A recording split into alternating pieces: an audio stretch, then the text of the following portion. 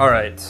Welcome to the Whiskey Vault. I'm Daniel. I am Rex, and this is a whiskey from William Shepard. The Titan of whiskey. Daniel, in the distance, do you hear that? Hear a thing. Could it be? I'll go look.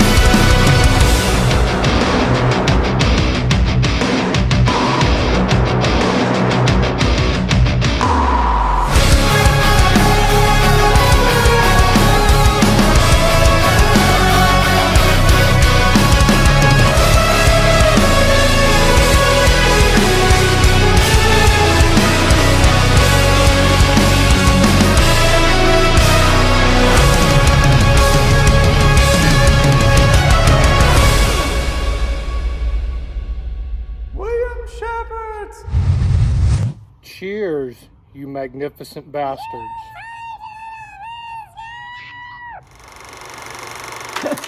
Okay, this is James E. Pepper whiskey.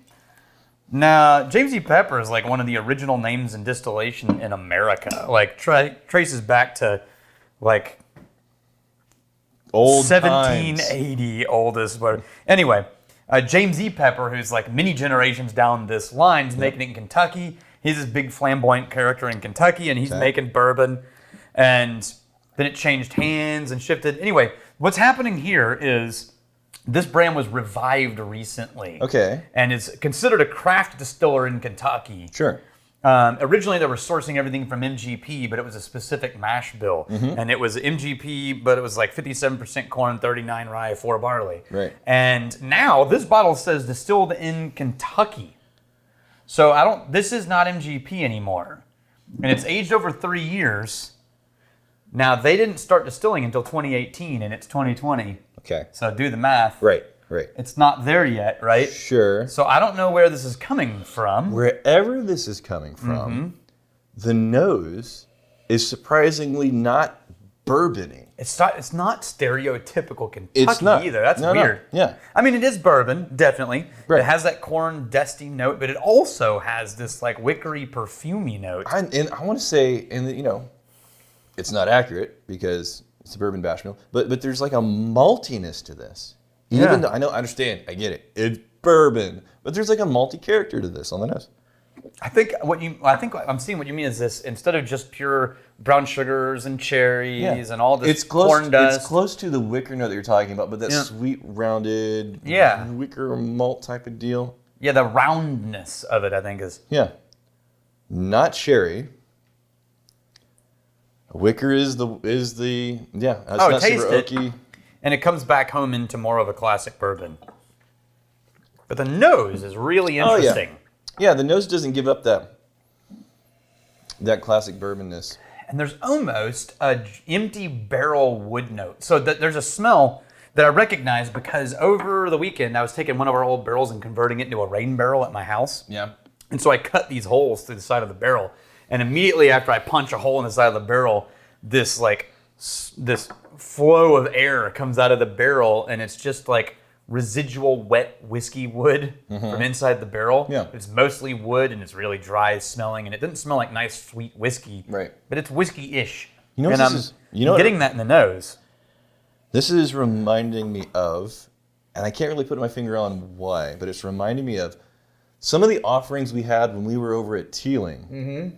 And they were pouring us things, and they had a private bar upstairs. Right. And it's stuff that's not really, the mass distribution bottles, but stuff that they're working on. Right. And I'm finding similarities between this and stuff that Teeling was working on in Ireland. And it's not that is weird. Yeah.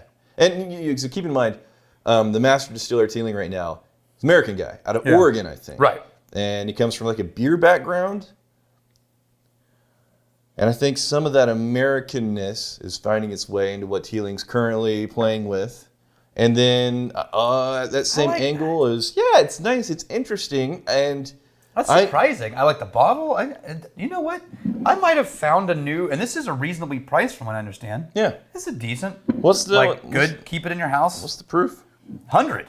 100 proof. Okay. Yeah. Yeah. Here's a random little fact that I thought was kind of fun. It's not hot enough for me to have guessed 100 proof. I would never have said that. 45, I would have said 43. yeah, exactly. I would have said mid-40s. Yeah. If one fun little thing. So Vendome, which is like the still maker for like freaking everybody in Kentucky and half of the craft guys are. Vendome is a highly sought after, highly regarded maker of stills. Right. Back in 1934, the guy who's making this, went and tracked down the still design that they were using in 1934 and asked Vendome to make that same still so they could make the new whiskey on the same still that was being made on before. Okay. Turns out Vendome made the original one too. Yeah, that's funny. I just thought that's kind of cool. Yeah. Little random nerd note. They've been making stills for a minute. Yep. My wife got... It's like apparently she has a lexicon of sayings. Okay. That anytime I use the word... It's been a minute. Yeah, she's like, why are you taking that? You got that from me. That's my line. I was like, wait a minute. That's been a hot minute. Yeah, that's... I love you, sweetie. It's our anniversary in As of the time of shooting this video, 4 days. 4 days. Yeah.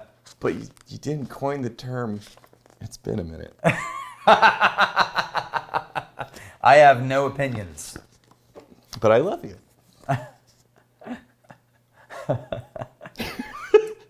We got Skibby 1. Set up a command hook or a retractable ceiling hook so it's forever in the shot. You can't forget the necklace. I kind of really wanted to do that. I read that because I was like, what if I could just reach over with like a little tie, and loosen it, and then it lowers the medallion, lowers into the screen. No, this is what we put it on. Basically, like you're always standing there. Right. We just hang it from the ceiling right there. So it just dangles. Right in front of you. Yeah, and I just superimposed on it. Right. Let's test out this idea. Here, hold it at arm's length. So this is basically being held like right about here. Right. And so I can just walk up and I'm like, hey, welcome to the vault. And then I'm like, whoa, it just stays there. Ian Albert, to demonstrate how long a whiskey can last in an opened bottle, you should try and find one of the first bottles you guys reviewed, if any are still left on the shelf. Yeah, wasn't that a cool idea? Sure.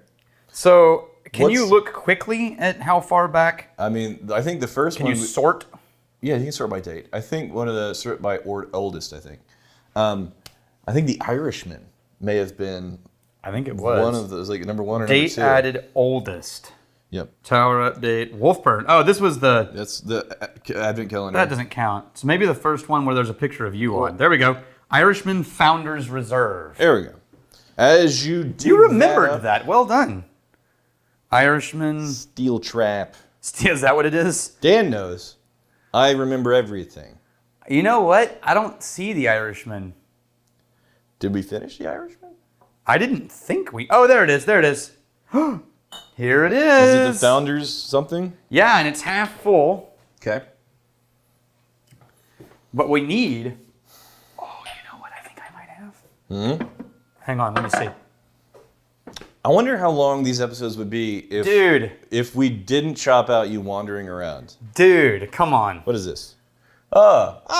Sealed original bottle. There we go. We are totally doing this. So, in honor of the first whiskey we ever reviewed together on the show, we're going to do a pour here. And also, we're going to talk about the fact that you might start seeing ads on the channel here. Yes. So, basically, we're coming to the point with the school, the non-profit 501c3 educational institution that this channel belongs to. This channel is the only thing going on right now that isn't in hibernation mode. And there's no revenue sources for all of the reasons that you can imagine in the middle of the freaking Rona. So we were, looking at what ways can we bring in revenue so people don't start losing their jobs, which, it's a real thing. It's a thing. And the monetization of the channel, we've not done that since the damn Irishman. Yeah, 4 years. Let's see, what's the date on that episode? 3 years ago, as of, where's the date? Right. December 26, 2016. Wait. So, coming up on 4 years. 4 years this December. Almost 4 years. Yeah. So we really don't. Did you just touch my I did try to hold your hand just now. It'll be okay. It's been 4 years. Hold me. So we're looking at all the ways to potentially bring in revenue. And the money that we think is going to come in from turning ads onto this, it's basically enough for an employee. Yes, which is real, especially when your business has 4 employees. Yeah. Like to lose 1/4 of your workforce is a problem. So for as long as the school's in hibernation, we're going to basically flip those ads on. It's going to be skippable. I know we can set it to be unskippable, but it's going to be skippable ads. And yeah, Daniel and I, everybody knows this that watches the channel regularly. We don't get None of that money goes to us. Nope. We do this out of the kindness of our hearts. It's hard work, Daniel. Yeah. Donating. No, can't really say that with a straight face. Honestly, this is a lot of fun. We appreciate you guys watching and being as generous as you are, letting us review all these whiskeys. And in a million years, we never would have been able to get our hands on these whiskeys and experience them and give our opinions on them. But right now, I think everybody agrees that let's flip on the dinky ads and make sure that at least one person isn't getting kicked to the unemployment line. Yes. I think that's a bigger deal than not being monetized. I agree. Okay. Now, this also answers the question about, well, neck pour, you can't get a good judge on a neck pour, right? So this is from 4 years ago, half full. Yeah. This is from just now, neck pour. Okay. Can you tell a difference first at all? Or is it psychosomatic? You know, if there is a difference, this is what I'm saying. I'm not getting it in the nose. If there is a difference, if it's psychosomatic, I'm saying the half full bottle is a little bit more present on the nose. Which I think people have said about that. The neck pour is not as open. Okay. Yeah. Okay. Now there is something, but I can't pinpoint it on the nose. You know what? This says a lot for flavor consistency for these guys. Yeah. Holy crap. Yeah. To recreate the nose that accurately from bottle to bottle. I don't know if they're the same release or not. So far, is there a batch number? No. Yeah. I'm talking like single digit variation. Yeah. It's very, very slight. And if I had to say one's going to be a little bit more present with that nose, it's the half full bottle. What about on the taste? There's a little more. It's so subtle, guys. We're talking about like a hair's breadth of difference. Just a hair of something that I can't quite put my finger on. But it's not taste. Right. It's not the flavor notes. I think it has to do with more of it's like oh gosh, this is going to sound so douchey. I'm sorry. It's the mouthfeel. No. It's like the energy, the liveliness of the flavors. Same flavors. Most recent is a little more lively. See, and this is why you're saying no? This is why it's a hair's breadth. You say most recent, the fresh bottle is a little bit more lively. I'm saying the half full bottle is. No, I was asking. I wasn't saying. No, okay. You weren't saying. No, I'm saying the half full bottle feels just a little bit more springy on the tongue. Huh. A little bit more springy. Again, that difference is so close. I don't know that I could pick out. I would if you did this blind, I would just say this is the same whiskey you poured me twice. You want to blind me? I'm going to blind me. Okay. I got a 50-50 shot of getting it right, so still it's just going to be anecdotal evidence. It's not going to mean anything. Okay. I guess I can open my eyes now. Yeah. Keep them closed if you like it better. Yeah. Just on the nose? I'm going to say on the nose. The one you put in my right hand was the half open bottle. Okay. Now on the taste. No, I take it back. On the taste, the one you put in my left hand is the half open bottle. That's correct. Yeah, the taste. Yeah. Okay. I could pick it apart on the taste blind too. Okay.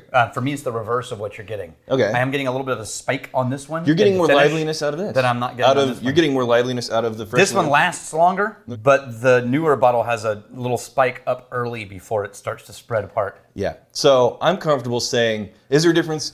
Yeah. But I'm going to say damn near negligible. Yeah, 98% of the people who drink this you would never know. Yeah. And I would never know if I didn't know what was happening right now.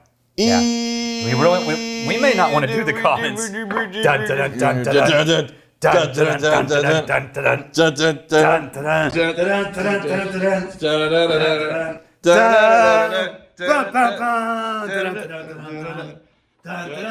dun, dun, Daniel, who's the bottle lord? I don't know. What is the name? Bella Monster. You bottle lord. Years dividing, stealing, and drinking. If you fight me, you fight for a friend. You steal, may you steal, you'll never say. And if you drink, may you drink with us.